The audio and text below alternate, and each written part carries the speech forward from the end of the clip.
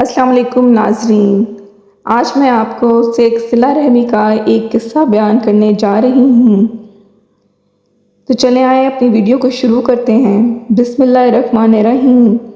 ایک مرتبہ حضور اکرم صلی اللہ علیہ وآلہ وسلم نے عورتوں کو خیرات کرنے کا حکم دیا اور فرمایا خیرات کریں۔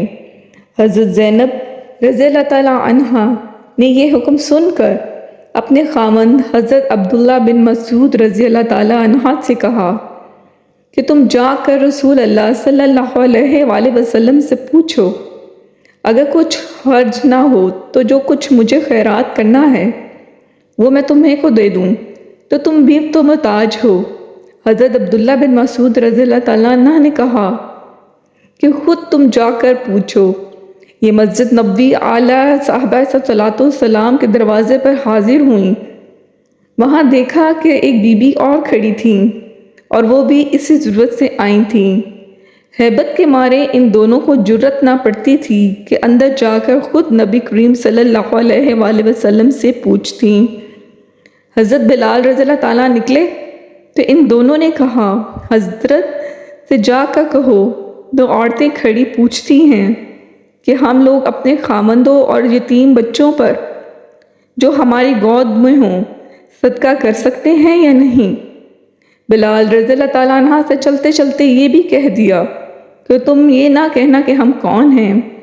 حضرت بلال رضی اللہ تعالیٰ نے عرض کیا، نبی کریم صلی اللہ علیہ وسلم نے فرمایا کہ کون پوچھتا ہے؟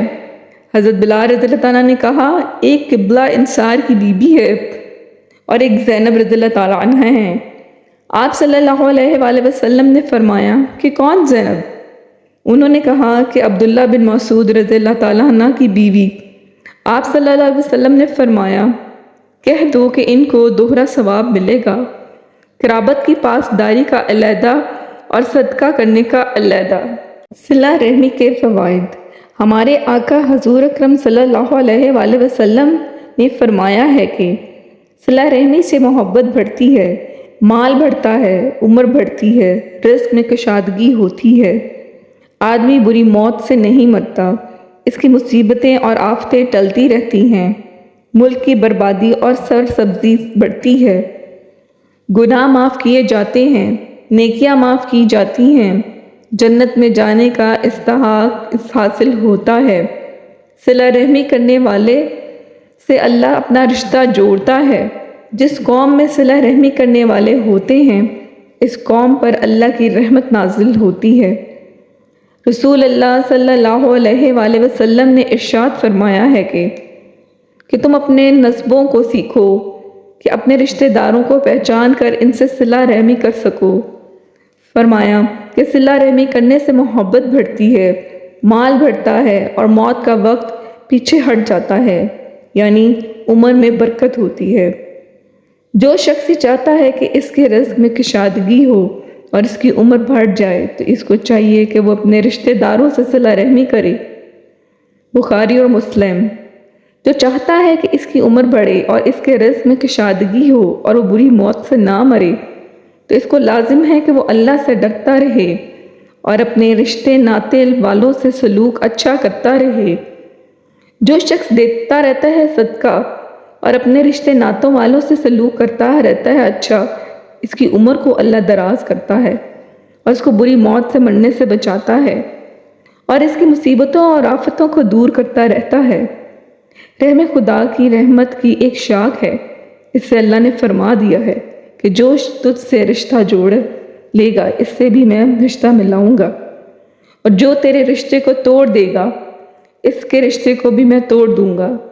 فرمایا کہ اللہ کی رحمت اس قوم پر نازل نہیں ہوتی جس میں ایسا شخص موجود ہو جو اپنے رشتہ داروں ناتوں کو توڑتا ہو۔ فرمایا کہ جنت میں وہ شخص گھسنے نہ پائے گا جو اپنے رشتہ ناتوں کو توڑتا ہو۔ ہمارے حضرت اللہ کے رسول صلی اللہ علیہ وآلہ وسلم کہیں تشریف لے جا رہے تھے۔ راستے میں ایک اعرابی نے کہا، آپ صلی اللہ علیہ وسلم کی اونٹنی کی نکیل پکڑ لی اور کہا کہ یا رسول اللہ صلی اللہ علیہ وآلہ وسلم، مجھ کو ایسی بات بتائیے جس سے جنت ملے اور دوزخ سے نجات ہو۔ آپ صلی اللہ علیہ وآلہ وسلم نے فرمایا کہ تو ایک اللہ کی عبادت کر اور اس کے ساتھ کسی کو شریک مت کر، نماز پڑھ، زکوٰۃ دے اور اپنے رشتے ناتے والوں سے اچھا سلوک کرتا رہے۔ جب وہ چلا گیا تو آپ صلی اللہ علیہ وسلم نے فرمایا کہ یہ اگر میرے حکم کی تکمیل کرے گا تو اس کو جنت ملے گی۔